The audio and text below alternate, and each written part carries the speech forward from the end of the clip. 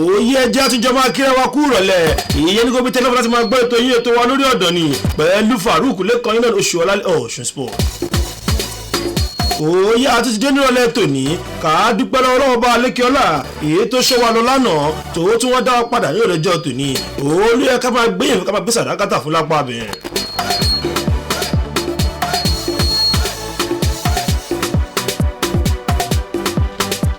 òye lọ sọ lọ́jà lọ sọ ní sítórì àní mo ní ká jù sáyẹ̀jì kankan lápá abẹ́ẹ́sẹ̀ jẹ́ ká pọ́ sí sport ti dé nírọ̀lẹ́ tòní a máa já ilẹ̀ wìtì bí àpò ẹ̀wà àlámọ́rẹ́ ilẹ̀ wìtì bí àpò òyèrè nìyẹn èyí pé kó ní kálukú kan fetí kó tiẹ̀ lóníkọ̀ǹgbẹ́ òye lọ sọ lọ́jà lọ sọ ní sítórì àní mo ní ká lọ jù sáyẹ̀jì sẹ́ tó tẹ látàgbà káàkiri àgbà ńlá yé òye sọfọ́ láyé sọfọ́ jèrò sọfọ́ ọ̀gùn lè la pàtó tí kókí ní ọdẹ rọ̀lẹ́ tòní àjọ máa kùlù bá àjọ máa ṣe dáadáa rọ̀lẹ́ ọjọ́ tòní yẹn òwò tí mo ṣe máa ń ṣe wípé láti NNL NPFL àwọn àmọ́ kó kankara pátápátá a máa lọ sílẹ̀ òkèèrè fáínálì.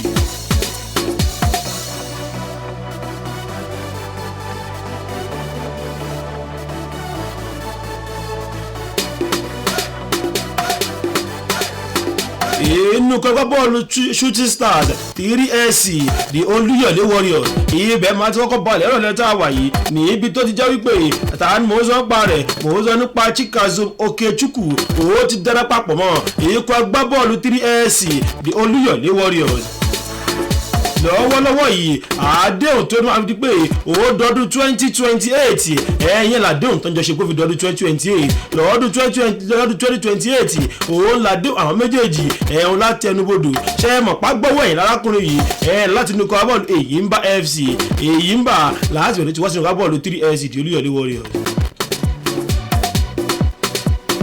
arákùnrin yìí ṣe é mọ̀ pé lọ́dún 2022-2023 òun ló jẹ́ ikọ̀ agbábọ́ọ̀lù wo nìyẹn ló jẹ́ agbábọ́ọ̀lù Èyímbá àmọ́ bá ṣe wá sọ̀rọ̀ lọ́wọ́lọ́wọ́ yìí òun ti balẹ̀ ẹ̀ẹ́dín agbábọ́ọ̀lù 3SC di Olúyọ̀lé Warriors òun tó ti fẹ́ bẹ̀rẹ̀ new career pẹ̀lú 3SC di Olúyọ̀lé Warriors nìyẹn.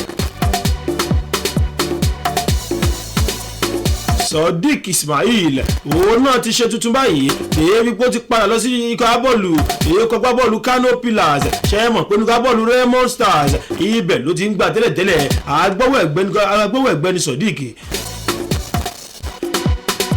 agbọ́wọ́ ẹ̀gbẹ́ ni Sodiq àmọ́ lọ́wọ́lọ́wọ́ ti balẹ̀ sínú agbábọ́ọ̀lù Kano Pillars nígbà tí ikọ̀ agbábọ́ọ̀lù Katsina United ló ti balẹ̀ ṣe é mọ̀ wípé wọ́n ń gbá Gusau Cup lọ́wọ́ fún ti pre-season tournament tọdún 2026-2027 ṣe mọ̀ pé wọ́n ń gbá tournament yẹn lọ́wọ́ ibẹ̀ lárákùnrin yìí tó jẹ́ pàwọ́ agbọ́wọ́ ẹ̀gbẹ́ yẹn òun ló ti darapọ̀ mọ́ ikọ̀ agbábọ́ọ̀lù Kano Pillars báyìí.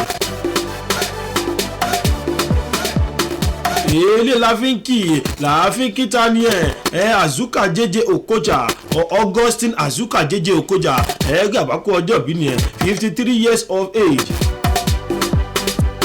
tá a bá ń sọ nípa àwọn nǹkan tí Austin Azuka Jeje Okocha ti gbà nígbà tá a bá fi ń gbá bọ́ọ̀lù yẹn wọ́n gba Olympic gold medal tọdún 1996 wọ́n ti gba African Cup of Nations wọ́n ti gba FIFA World Cup All-Star Reverse Team lọ́dún 1998 wọ́n ti gba Premier League Player of the Month ní November lọ́dún 2003 wọ́n tún wá gba AFCON Best Player lọ́dún 2004 wọ́n ti gba Butland Port tọdún 2004-2005 season bọ́n ṣe gbà ní lápá abẹ́yẹn kásádé mọ́ tẹ̀síwájú lọ́wọ́ kan pàápàá ṣe mọ̀ pa sọ̀rọ̀ nípa kún Caliphate bó jẹ́ páwọn yẹn wọ́n fẹ́ ta ṣíẹ̀sì wọ́n fẹ́ ta díẹ̀ lára wọ́n fẹ́ ta ṣíẹ̀sì lára akọ agbábọ́ọ̀lù yẹn nìyẹn àmọ́ lọ́wọ́ yẹn wọ́n sọ̀rọ̀ yìí ikọ̀ Raymond Star SC wọ́n ti gbówó kalẹ̀ láti ra kíni o láti ra díẹ̀ lára kún Caliphate nìyẹn tó dẹ̀ jẹ́ wípé wọ́n ti jọ sàsọyépọ̀ ọ̀rọ̀ fún ti sáà 2026-2027 àsọyépọ̀ ọ̀rọ̀ yìí wọ́n ti jọ sọ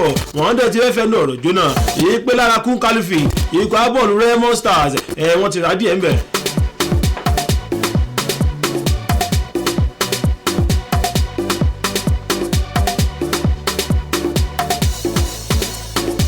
òòyà nírìjù báyẹn lọ lórílẹ̀‐èdè Nàìjíríà kàásádé mọ́ ta kóso pápápá ṣe é mọ̀ àkókò tí kò wá pàpà bọ́ra náà tẹ́lẹ̀tẹ́lẹ̀ kàá mọ́ ta mọ́ra pápápá kàá máa lọ sílẹ̀ òkèrè fáínálì.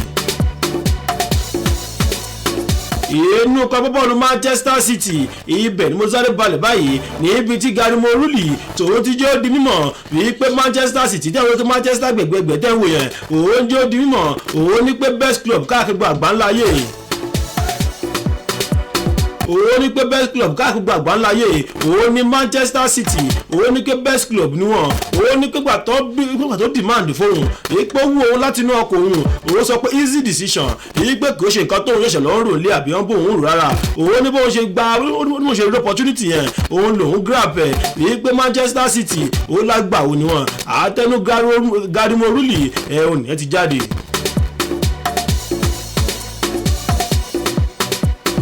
Èkó agbábọ́ọ̀lù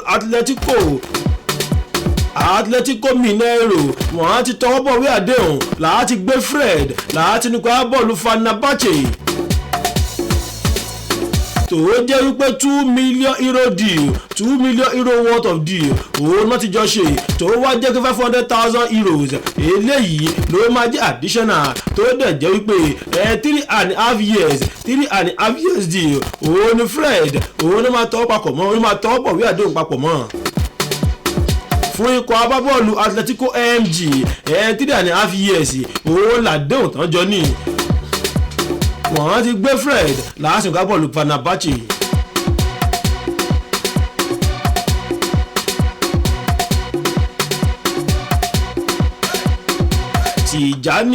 Tijani Rangers òun ti tọwọ́ bọ̀wé àdéhùn tuntun òun ti gbà láti darapọ̀ mọ́ bò nìyẹn Alikadaishi òun ti gbà láti darapọ̀ mọ́ wọn níbi tó jẹ́ wípé Manchester City àwọn náà dẹ̀ ti gbà láti gba €61 million láti gba €61 million deal látọwọ́ àwọn wo nìyẹn látọwọ́ àwọn tíìmù yìí wọ́n ti gbà láti gba €61 million.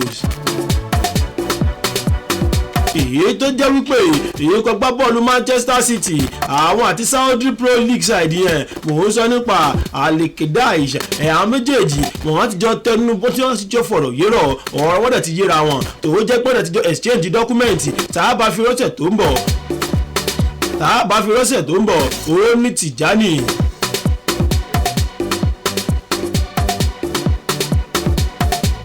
tá a bá fi máa rọ́ṣẹ̀ tó ń bọ̀ ó ní Tijani lápá abẹ́yẹn àgbéra pa máa lọ síbo nìyẹn máa lọ sí Saudi nù láti lọ ṣe mẹ́díkà láti ti lọ tọ́ bọ̀ wú àwọn ìwé àdéhùn kọ̀ọ̀kan lórílẹ̀‐èdè Saudi.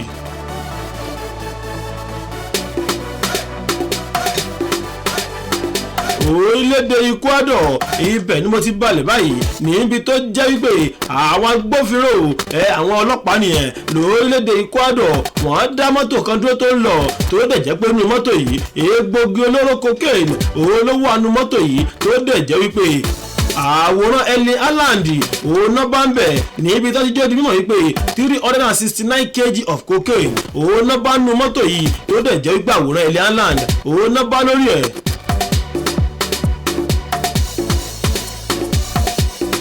ọ̀rọ̀ jó wá ń jàrà rẹ̀ káàkiri gbàgbà ńlá yé ni pé èyí pé jẹ́ Erling Haaland ló ń gbé drug ni àbáwọn drug lord àwọn drug cartel àbáwọn náà ń lo picture Erling Haaland láti fi ṣe kíni láti fi gbé egbògi olóró káàkiri orílẹ̀-èdè Ecuador àwọn agbófinró lọ́wọ́lọ́wọ́ yìí wọ́n tún ti ń ṣèwádìí bó bá ṣe máa jẹ́ tó bá ṣe lọ wọ́n máa jẹ́ ká mọ̀ ń gbòòrò ayé ike báyìí ló ṣe lọ báyìí ló ṣe jẹ́.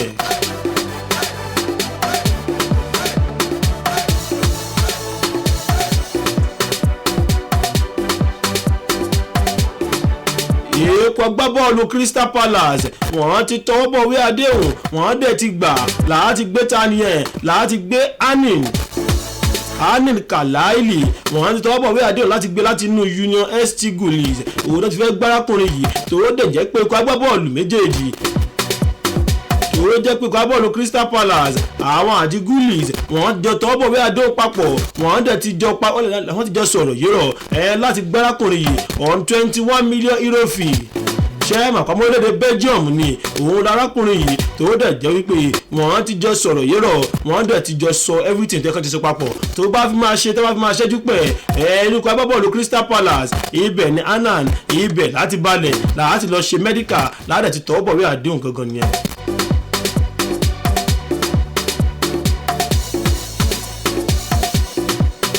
St. Lemans òun ní kọ́ bọ́ọ̀lù Manchester United òun náà fún ní nọ́mbà 1 báyìí láti jẹ́ kínú láti jẹ́ nọ́mbà 1 goalkeeper wọn nọ́mbà 1 ní jersey nọ́mbà lọ́wọ́ ẹ̀ nọ́mbà 1 ní jersey nọ́mbà ẹ̀ ṣe é mọ̀ pàmò orílẹ̀-èdè Belgium lòun náà àṣọlé fún orílẹ̀-èdè Belgium òun lòun náà lápá abẹ́yẹn kàásáré mọ̀ tẹ̀síwájú pápápá ẹ̀ẹ́dẹ́rẹ́ mọ̀ balẹ̀ sínú ká bọ́ọ̀lù Aston Villa.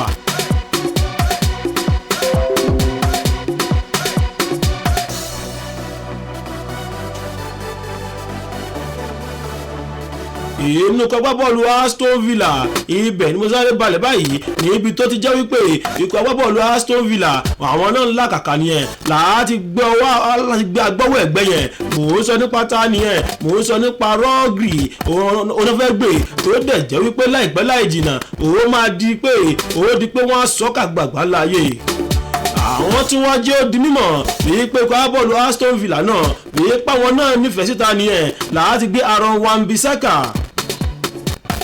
ikọ̀ agbábọ́ọ̀lù Aston Villa àwọn náà ti fi ń léde wọ́n jẹ́ ó di mímọ̀ bíi pé wù àwọn láti gbé Wan-Bissaka nìyẹn ó wù wọ́n láti gbé Aaron Wan-Bissaka sáré balẹ̀ sí orílẹ̀-èdè Spain pápá mbíà ìyẹn níbi tí mo sáré balẹ̀ sí ikọ̀ agbábọ́ọ̀lù Barcelona.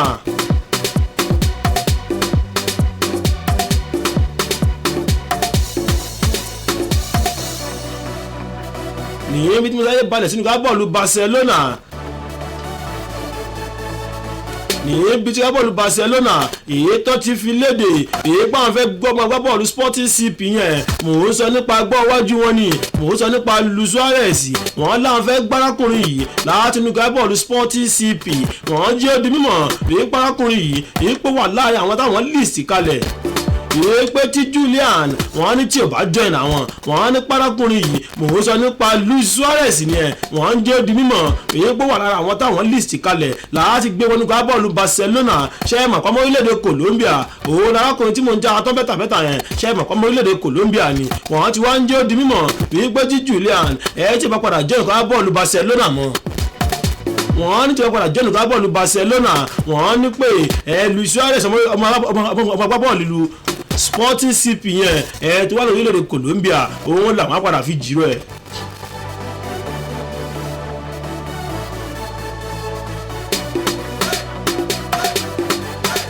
Jeremy Duke nínú ká bọ́ọ̀lù Manchester City òun náà tún ti tọwọ́ bọ̀ wí àdéhùn tuntun pẹ̀lú àdéhùn ọlọ́dún 5 láàfi wà papọ̀ pẹ̀lú ká bọ́ọ̀lù Manchester City ìyẹn di pé owó dọdún 2031 owó tó di pákó ká bọ́ọ̀lù Manchester City òun náà wá ń fọ̀rọ̀ léde òun jẹ́ ó di mímọ̀ wíwé pé kábọ́ọ̀lù Manchester City tẹ́ ń wò yẹn òun ní kó jẹ́ ó dàbí ilé fóun ni òun ní kábọ́ọ̀lù Manchester City òun jẹ́ ó di mímọ̀ pé Manchester City tẹ́ ń wò yìí òun ní ó dàbí ilé ìpè home sweet home ìpè ilé gangan lòun wà òun feel safe láti ṣiṣẹ́ papọ̀ pẹ̀lú àwọn tó jẹ́ staff inú kábọ́ọ̀lù Manchester City ẹ̀yà ìmọ̀ tẹ̀sọ́jú pápá níbi tó ti jẹ́ wípé ọ̀dọ̀ Táíwò Awóníyàn orílẹ̀-èdè Nàìjíríà mo ti balẹ̀ níbi tó ti jẹ́ wípé Turkish Super League yẹn Turkey Super League mò ń sọ nípa Kekios Raspors àwọn náà ti ń ṣẹ́wọ́ sí Táíwò Adéníyì lọ́wọ́lọ́wọ́ yìí wọ́n ní kókó wá darapọ̀ máwọn ṣe é mọ̀ pé ọmọ ọdún 29 years òun sì ní Táíwò Adéníyì níbi tó ti ń jàrà bárabárabáraba nínú kábọ̀ọ̀lù Nottingham Forest tẹ́lẹ̀tẹ́lẹ̀ ní last season tó jẹ́ pé gbogbo góòlù èyí tó dà sáwọn ní season tó kọjá lọ ó jẹ́ 4 goals èlé ó dẹ̀ tún ní kíni ẹ̀ ó dẹ̀ tún ní 1 assist níbi 17 Premier League appearance wá tí ìmọ̀ ibi tó fẹ́ bọ̀ lájà bóyá ó máa lọ bóyá kò ní lọ bóyá Táíwò Adéníyì lọ bóyá kò ní lọ àti lè sọ bọ̀ tó bá ṣe padà jẹ́ àmà jára wà bẹ́tà inú kọ́ mo sáré balẹ̀ nínú kọ́ abá bọ́ọ̀lù Celtic.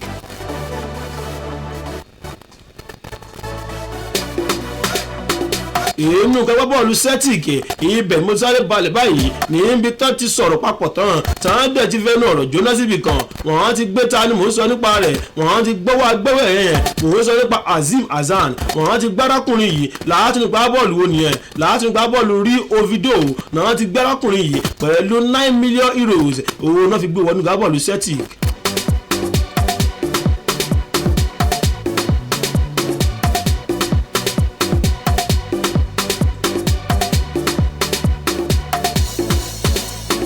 tá a bá ń ń sọ nípa Super Cup UEFA Super Cup èyí tó ti ń wáyé látọdún gbọ̀n títí dàsìkò tá a wà yìí kàásáré jára wa bẹ́tà látọdún 1997 lọ́dún 2006 kàásáré jára wa bẹ́tà ṣé ẹ mọ̀ wípé ìyíkọ́ agbábọ́ọ̀lù Real Madrid wọ́n ti gba kínní yìí wọ́n ti gbà lẹ́ẹ̀mẹ́fà ọ̀tọ̀ọ̀tọ̀. Ìyíkọ́ agbábọ́ọ̀lù Real Madrid wọ́n kọ́kọ́ gbà lọ́dún 2002 wọ́n tún gbà lọ́dún 2014 wọ́n tún wá tún UEFA Super Cup gbà lọ́dún 2016 wọ́n tún gbà lọ́dún 2017 wọ́n tún gbà lọ́dún 2022 wọ́n tún gbà lọ́dún 2026. Barcelona àwọn ti gbà nígbà márùn-ún wọ́n ti gba UEFA Super Cup nígbà márùn-ún wọ́n gbà kọ́kọ́ lọ́dún 1992 ìkejì lọ́dún 1997 wọ́n gbà kẹta lọ́dún 2009 wọ́n gbà kẹrin lọ́dún 2011 wọ́n gbà karùn-ún lọ́dún 2015. Èèkó agbábọ́ọ̀lù AC Milan àwọn gbà kọ́kọ́ lọ́dún 1989 wọ́n gbà kejì lọ́dún 1990 wọ́n gbà kẹta lọ́dún 1994 wọ́n gbà kẹrin lọ́dún 2003 wọ́n gbà karùn-ún lọ́dún 2007. Èèkó agbábọ́ọ̀lù Liverpool àwọn náà wà nípò kẹrin níbi tó ti jẹ́ wípé lọ́dún 1997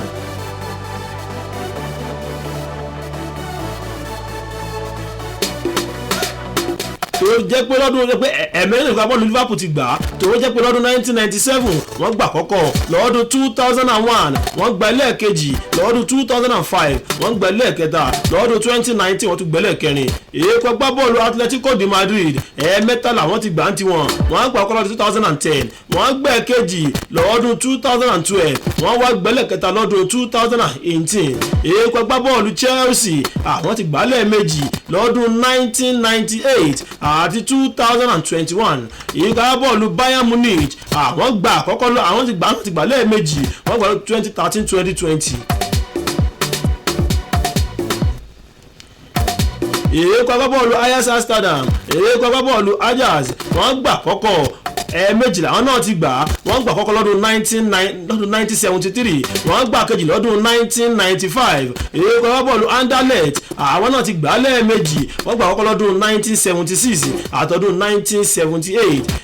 Èèkó agbábọ́ọ̀lù Valencia ẹ̀ẹ̀mejì làwọn náà ti gbà ẹ̀ẹ̀mejì ọ̀tọ̀ọ̀tọ̀ làwọn náà ti gbà lápá abẹ́yẹn. Wọ́n á gbà kọ́kọ́ lọ́dún 1980 àtọ́dún 2004 ẹ̀ẹ̀mejì làwọn ti gbà. Èèkó agbábọ́ọ̀lù Juventus àwọn náà ti gbà lẹ́ẹ̀mejì ọ̀tọ̀ọ̀tọ̀.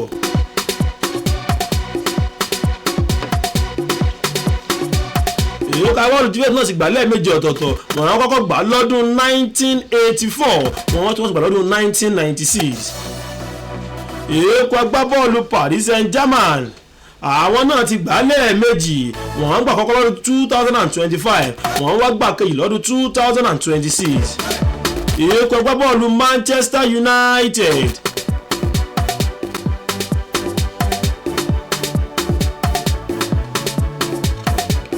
Èèkó agbábọ́ọ̀lù Manchester United wọ́n gbà kọ́kọ́ wọ́n gbà ẹ̀ẹ̀kan làwọn náà ti gbà wọ́n gbà lọ́dún 1999.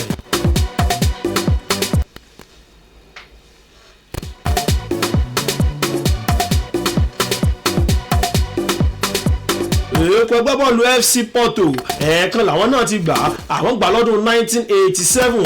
Èèkó agbábọ́ọ̀lù Dynamo Kiev àwọn náà ti gbà lẹ́ẹ̀kan wọ́n gbà lọ́dún 1975. Èèkó agbábọ́ọ̀lù Nottingham Forest àwọn gbà lọ́dún 1979. Èèkó agbábọ́ọ̀lù Aston Villa àwọn gbà lọ́dún 1982. Èèkó agbábọ́ọ̀lù Aberdeen àwọn gbà lẹ́ẹ̀kan ọdún 1983 làwọn gbà. Èèkó agbábọ́ọ̀lù ló tuntun gbà. Èèkó agbábọ́ọ̀lù Parma àwọn náà gbà lẹ́ẹ̀kan wọ́n gbà lọ́dún 1993. Èèkó agbábọ́ọ̀lù Galatasaray àwọn náà gbà lẹ́ẹ̀kan gbà lọ́dún 2000. Èèkó agbábọ́ọ̀lù Sevilla àwọn náà gbà lẹ́ẹ̀kan wọ́n gbà lọ́dún 2006. St Petersburg àwọn náà gbà lọ́dún 2008. Ó wá dé Manchester City àwọn náà gbà lẹ́ẹ̀kan lọ́dún 2003.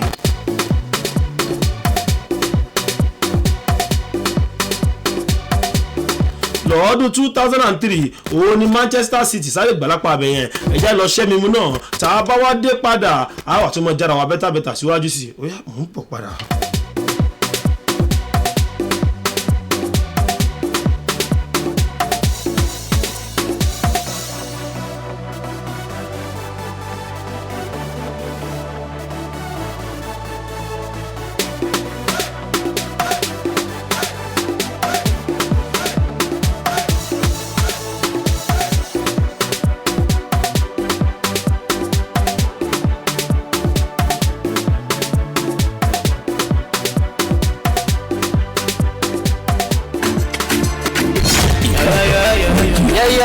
dancehall killer.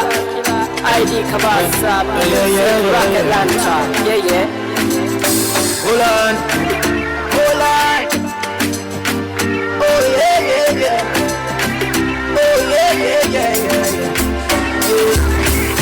Nobody wanna give, everybody wanna take. Fine girls want to get 1K. Talking loud, want to follow 1K. Onion booty want to pay 1K. Oh yeah, totori me 1 time, totori me 2 time, totori me 3 time, totori me 4 time, oh yeah, totori me 1 time, totori me 2 time, totori me 3 time, totori me 4 time. I get a reason to pay for my kids. Who've been to me before the deal, man, and started kissing. Thought y'all never change, you refuse to listen. You gotta love me for who I am, shit you missing. We'll be on you with you, I got to give you contact. But I can't go fake, you just broke out. Figure the frog up, I put up for me so tough. I didn't go, hold it, look on. Well, I just did it, go and shit, I've been chilling, gone. For me, need truth to buy me, make me gone. What's the deal, I'm quite just a really gone. Jump where I see me kick out, get those eyes selling up. But quite jab, do me, I let that stress up. So I let you love me, to town, just next step. Look better, wanna be mighty, with my baby. To my family, to back when I wish my jam back. Nobody wanna give, everybody wanna take. Fine girls want to get 1K. Talking loud, want to follow 1K. Onion booty want to pay 1K. Oh yeah, totori me 1 time, totori me 2 time, totori me 3 time, totori me 4 time. Oh yeah, totori me 1 time, totori me 2 time, totori me 3 time, totori me 4 time. Share business, for the boy Joe, you're bound by your season. You can't be alone, but nothing to do. I'm a two-pack, but see, let me call out only all out. Told you I'ma get it like 50, and I'ma hit it. Figure it, second, to suck, the while I'm free. You make keys, I please put my fancy, but I really talk about the level, come from in this side, I'm a community. Maybe why not go like, go to be say body. You fucking lip pipe, you don't share one body. What's the cap, but we'll span, I see the TV, but the time, back close with it. Ibadan Radio. First I never meant I've been lying, but lying to my bash, every quick on my ass. I'm a Tony beauty to strike you, busy hustle. If you can't put it, come out like that, swear, I'm a 20, it's better. Nobody wanna give, everybody. Ibadan Radio.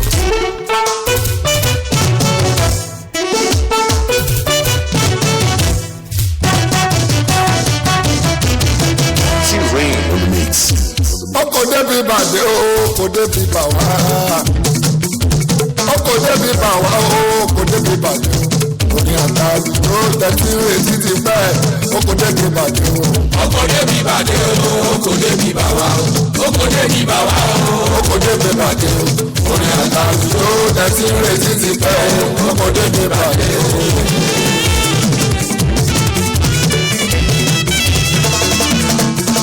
Ọkọ̀ débi bàdé o, kò débi bà wá. Ọkọ̀ débi bà wá o, kò débi bàdé o. Òní àtàlù tó tẹ̀sí retí ti pẹ́, ọkọ̀ débi bà wá. ọkọ̀ débi bàdé o, kò débi bà wá o. Ọkọ̀ débi bà wá o, Ọkọ̀ débi bàdé o, orin àtàlùjọ tẹ̀sí retí ti pẹ́. ọkọ̀ débi bàdé o. Òpè délé ní màmá ni o, òpè kọ́lọ́lá màmá sọ. Òpè délé ní màmá ni o, káàsù, òpè kọ́lọ́lá màmá sọ. Òpè kẹ́rù ó máa sọ àwọn pàtó bá mi yá o, tó bá ti ró o, ó sanwó ẹ̀jẹ̀ jẹ́ o, bàbá jẹjẹ́ náà pè mí o. Ọkọ̀ débi bàdé o, kò débi bà wá o. Ọkọ̀ débi bàbá wa o, kò débi bàdé. Orin àtàlùjọ tẹ̀sí retí ti pẹ́. Ọkọ̀ débi bàdé o. Ìgbà tó dùn yóò lè tán o, àsìkò tó dùn yóò lè tán. Ìgbà tó dùn yóò lè tán o, ìgbà tó dùn yóò lè tán. O títà tí mo wà yìí o, ká má relẹ̀ mọ́ rárá.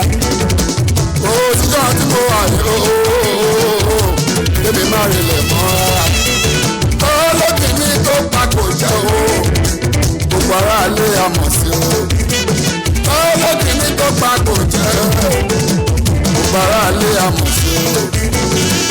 kọ́tà mi máa lé ọ̀nà o mo ṣe sáde lójú àná. kọ́tà mi máa lé ọ̀nà o mo ṣe sáde lójú àná. gbogbo ẹ̀yin tẹ́ńpẹ́ tààrà mi ò ti bọ́ra o káwa má rí lẹ̀ mọ́. Oko débi bàdé o, oko débi bàwá o, oko débi bàwá o, oko débi bàdé o. Ògà tí ń retí ó sì pẹ́ o.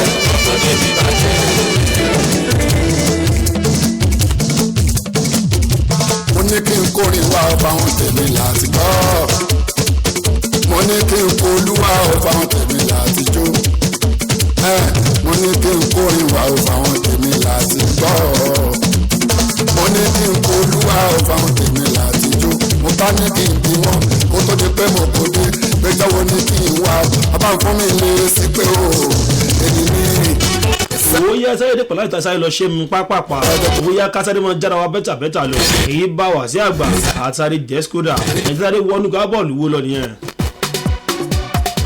inú kọgbá bọ́ọ̀lù spọ́ọ̀tì ìdúgá bọ́ọ̀lù Tottenham Hotspur ibẹ̀ ni mo ti sáré balẹ̀ báyìí ní ibi tó jẹ́ wípé ẹ̀ẹ́dìjà Spence òun máa balẹ̀ sínú ká bọ́ọ̀lù Inter Milan lẹ́yìn ìgbà tí ká bọ́ọ̀lù Tottenham Hotspur àwọn àti Inter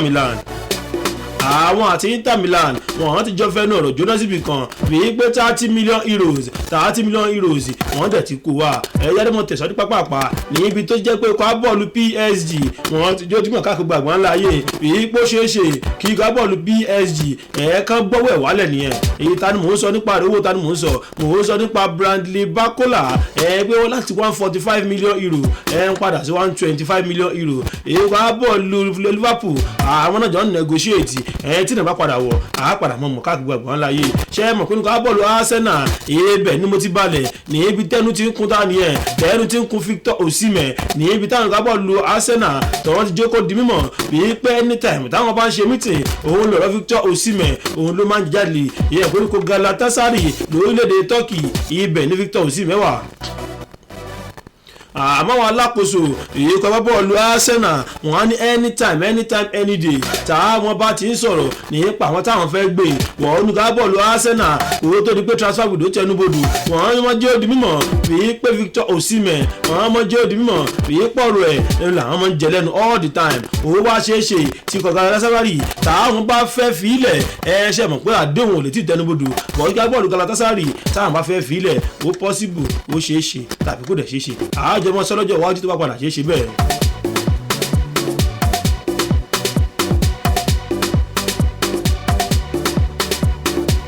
ikọ̀ agbábọ́ọ̀lù PSG àwọn méjèèjì wọ́n ti jọ sọ̀rọ̀ papọ̀ pẹ̀lú kábọ́ọ̀lù Ajax láti gbé ta nìyẹn láti gbé Mika Godi láti gbé wá nìyẹn láti gbé lọ sí kábọ́ọ̀lù PSG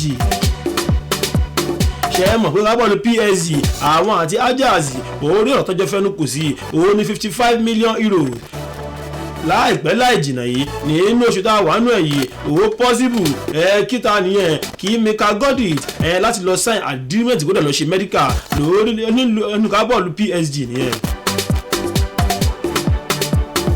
èèkọ́ agbábọ́ọ̀lù Como 1907 wọ́n ti ń bá Tani sọ̀rọ̀ nìyẹn wọ́n ti ń bá Liam Depay wọ́n ti ń bá sọ̀rọ̀ nínú kábọ́ọ̀lù Chelsea èyí ń gbé kó mọ̀ bọ̀ nínú kábọ́ọ̀lù 1907.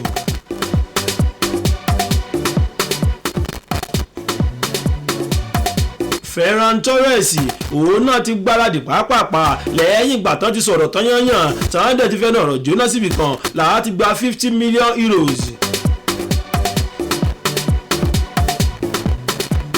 láti gba €50 million òun náà máa balẹ̀ sínú kábọ́ọ̀lù PSG balẹ̀ sínú kábọ́ọ̀lù PSG ṣé ẹ mọ̀ pé ọmọ orílẹ̀-èdè Spain òun ni Ferran Torres náà òun náà balẹ̀ sínú kábọ́ọ̀lù PSG ní wíkẹ̀ndì tá a wà yìí ibẹ̀ ládẹ̀ ti ṣe mẹ́díkà lẹ́yìn ìgbà yẹn òun ni Mika Godi òun náà balẹ̀ síbẹ̀ pàápàá lápá abẹ́yẹn.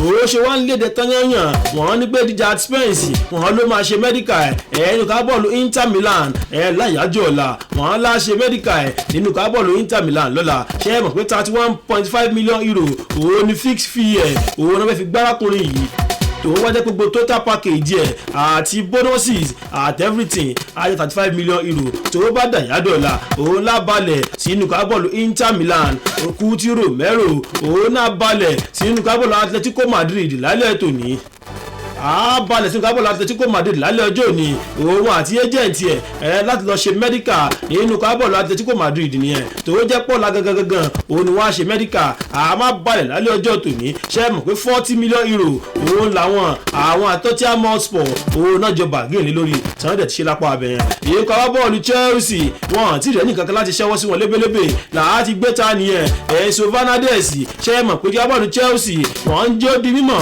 nípa wọn fún everybody di 4 pm ọjọ́ Friday tó jọjọ́ tòní ìyẹn UK time 4 pm dẹ̀ ti kọjá tó 5 rà lórílẹ̀‐èdè Nàìjíríà báyìí ṣe mọ̀ pé 4 pm ọ̀rọ̀ làwọn fẹ́ everybody dà wí pé wọ́n tó bá tẹ̀ tí wọ́n á ní 120 million euro lọ́wọ́ wọ́n ní ọmọ tiẹ̀ súnmọ́ bò wọ́n súnmọ́ Stamford Bridge alápá abẹ́yẹn àmọ́ lásìkò yìí àtẹ̀tí ẹni kankan tó ṣẹ́wọ́ lébélébé wí pé òun fẹ́ gbé ta nìyẹn Enzo Fernandez àti ẹni kankan tó ń ṣẹ́wọ́ lébélébé nínú ká bọ́ọ̀lù Madrid òun ti jẹ́ ó di mímọ̀ wọ́n ti jẹ́ ó di mímọ̀ nínú ká bọ́ọ̀lù Madrid wíyí pé wọ́n ti wà kí nìyẹn wíyí pé àwọn defenders wọ́n ń jẹ́ ó di mímọ̀ pa defenders pa àwọn short one òun làwọn defender tó wà ń bẹ̀. wọ́n jẹ́ ó di mímọ̀ wíyí pé Eder Militao àti Raul Asensio wọ́n jẹ́ ó di mímọ̀ pa àwọn méjèèjì yìí wíyí pé wọ́n ní long time issue. àmúbáyé wá ń sọ̀rọ̀ yìí Jose Mourinho ṣe mọ̀ pé òun la kọ́nu nǹkan fún abọ́ọ̀lù Real Madrid wọ́n ti wá ń jẹ́ ó di mímọ̀ èyí pa Antonio Rudiger lónìí wọ́n sọ pé ó dẹ̀ tún ní Ibrahima Konate ó dẹ̀ tún ní ta nìyẹn Dian Huijsen wọ́n sọ pé àwọn mẹ́ta tó náà nìyẹn ó yá oníyanṣẹ́ ọlọ́bẹ̀ ṣe gbogbo ẹni tẹ́ bá ìfẹ́ jẹ́ pátá lákì Sport ti já wa tó bẹ́ẹ̀ tààrọ̀ lé òní Ìbàdàn rédíò náà ń pè bí àlógún nǹkan ẹ̀ lápá abẹ́tà wà ẹsẹ̀ ọ̀hún bẹ́sẹ̀ owó IB the Lord of Sport tó bá tún dọ̀ láti máa múra wa bẹ́tà lórí ọ̀rọ̀ kankan náà nìyẹn FARUQ LEKAN yín náà ní Oṣùọ̀lálẹ̀ Ọ̀ṣun Sport ó dọ̀la ó dàbọ̀.